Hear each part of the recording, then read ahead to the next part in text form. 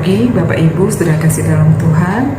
Kembali pagi hari ini kita bertemu. Kita akan sama-sama untuk merenungkan kebenaran firman Tuhan. Sebelumnya, mari kita berdoa terlebih dahulu. Segala puji dan syukur bagi-Mu ya Tuhan. Kami orang-orang yang lemah oleh karena dosa dan pelanggaran kami. Kami boleh beroleh pengampunan dan kami boleh mengalami karya penebusan, keselamatan lewat pengorbanan Tuhan kami Yesus Kristus di atas kayu salib.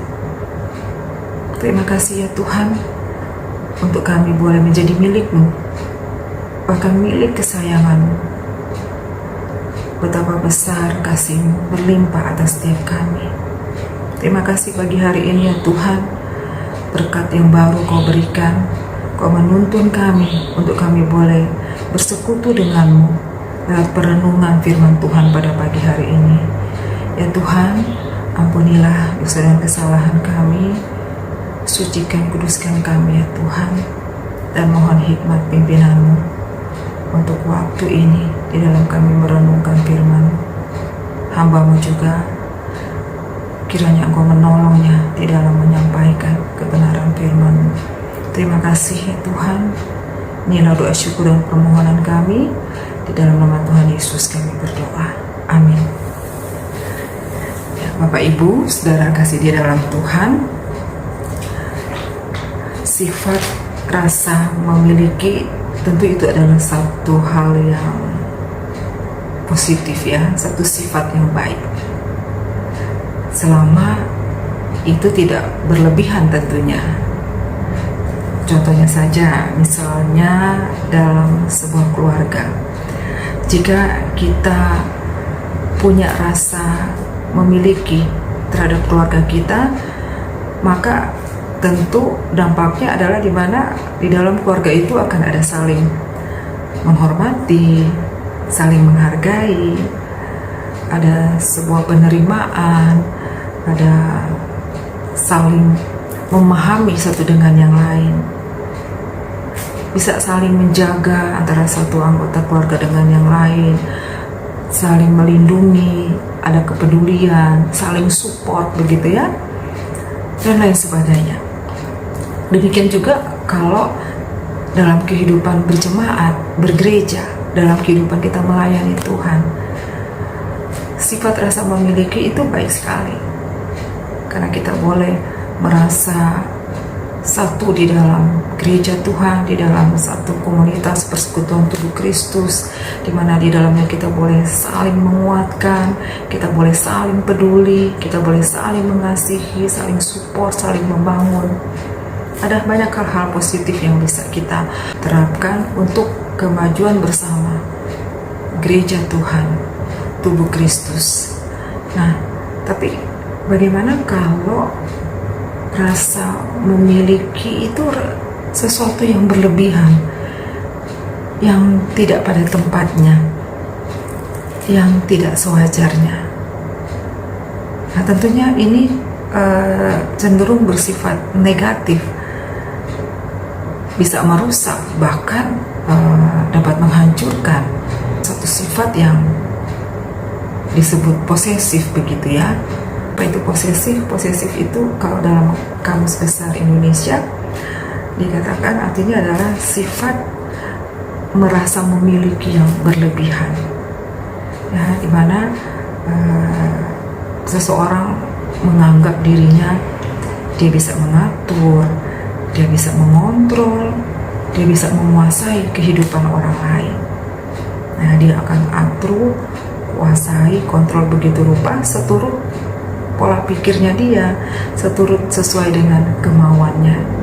Nah, keadaan ini akan tambah diperparah ketika orang tersebut merasa bahwa dirinya begitu berjasa, bahwa dirinya itu punya sebuah power, punya sebuah kekuatan, ya, punya pengaruh.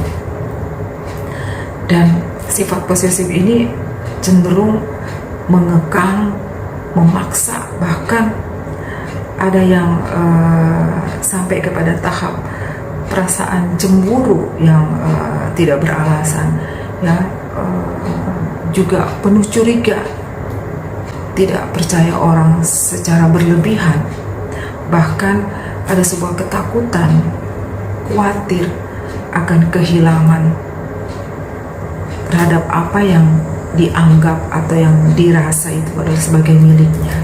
Seolah-olah orang lain tidak boleh memiliki, yang boleh memiliki hanya dirinya. Nah, Bapak Ibu saudara kasih dalam Tuhan, tentu seperti ini ya tidak cocok ya, dan tidak bisa kita tolerir di dalam kita hidup bergereja, di dalam kita hidup berjemaat, di dalam kita melayani Tuhan, di dalam kita melayani tubuh Kristus. Sebab ini merupakan benih-benih perpecahan di dalam keutuhan tubuh Kristus itu sendiri.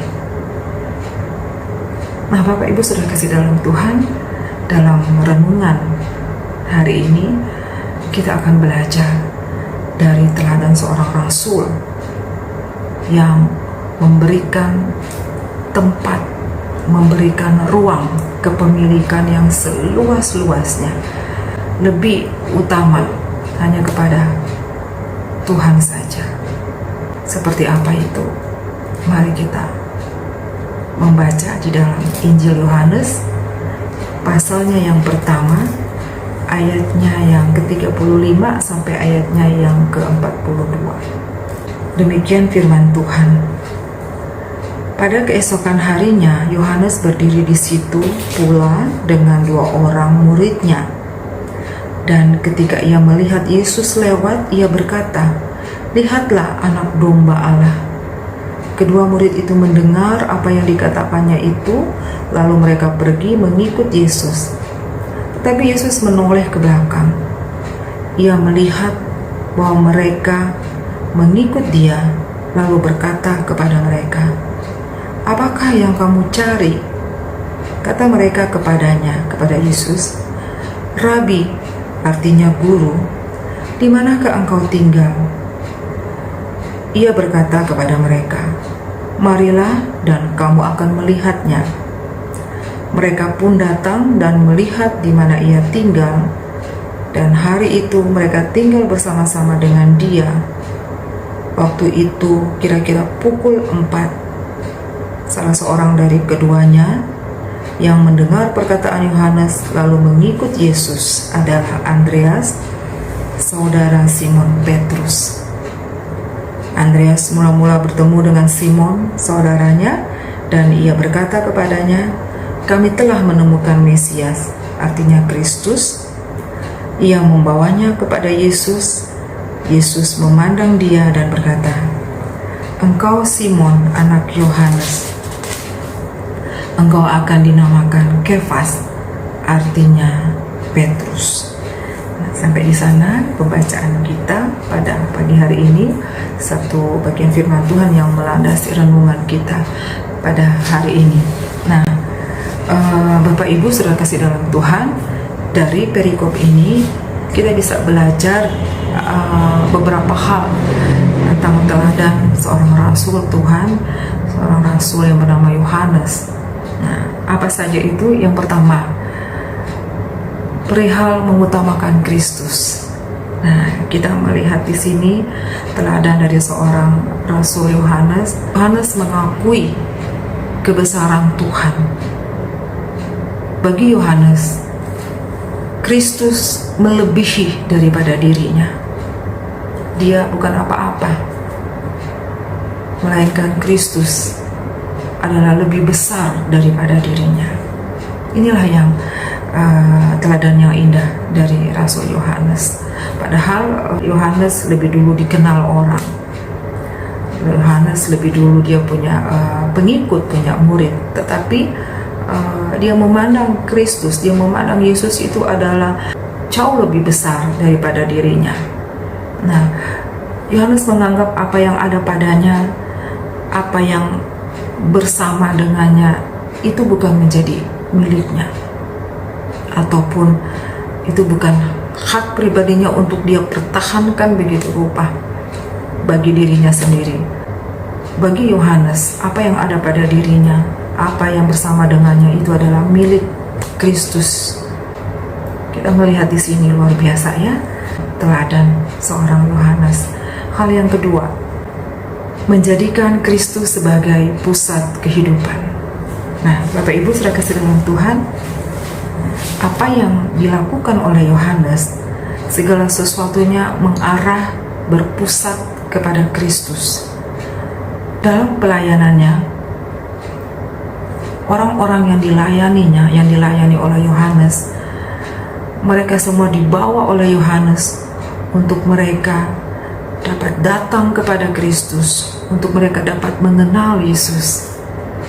Injil yang disampaikan oleh Yohanes bertujuan agar supaya orang-orang berdosa itu boleh mengenal Yesus, boleh mengenal kasih Yesus yang menyelamatkan, supaya mereka boleh mengalami pertobatan, supaya mereka boleh mengalami penebusan, supaya mereka boleh mengalami pengampunan, mereka boleh menerima keselamatan di dalam iman percaya kepada Kristus Yesus yang adalah Sang Juru Selamat, yang adalah sumber keselamatan hidup kekal. Dan di dalam kehidupannya, Rasul Yohanes, dia begitu menyanjung, dan segala sesuatunya ini adalah untuk kemuliaan Kristus, bukan untuk kemuliaan dirinya. Yang ketiga adalah menyelaraskan hidupnya dengan Yesus. Dalam hal ini bukan berarti Yohanes menganggap dirinya itu sama kuasanya, sama powernya. Tapi yang dimaksud di sini adalah bagaimana Yohanes tetap setia, dia tetap mengerjakan bagiannya, dia melayani Yesus, bahkan dia meleburkan dirinya, menyatu dengan diri Yesus, yang mengikut Yesus sampai mati, sampai akhir hidupnya. Seluruh kehidupannya adalah sebuah pengabdian kepada Kristus. Bapak Ibu saudara kasih dalam Tuhan, Yohanes menyadari betul bahwa semua yang ada padanya hanyalah kasih karunia Tuhan. Bahkan pelayanan atau pekerjaan yang dia lakukan itu semua adalah semata-mata karunia Tuhan baginya. Seperti juga hal yang senada disampaikan oleh Rasul Paulus di dalam Efesus pasalnya yang ketiga ayat 7 dan ayat 8. Demikian firman Tuhan, dari Injil itu aku telah menjadi pelayannya menurut pemberian kasih karunia Allah yang dianugerahkan kepadaku sesuai dengan pengerjaan kuasanya kepadaku, yang paling hina di antara segala orang kudus telah dianugerahkan kasih karunia ini untuk memberitakan kepada orang-orang bukan Yahudi kekayaan Kristus yang tidak terduga itu. Nah, Bapak Ibu sekalian Tuhan, Rasul Paulus pun menyampaikan, mengungkapkan hal yang senada, bahwa ketika dia melihat dirinya bahwa segala sesuatu yang dia kerjakan, pekerjaan Injil, pelayanan yang dia lakukan, itu semua hanya semata-mata kasih karunia Tuhan bagi dirinya. Maka daripada itu, kembali kepada Yohanes melakukan semuanya.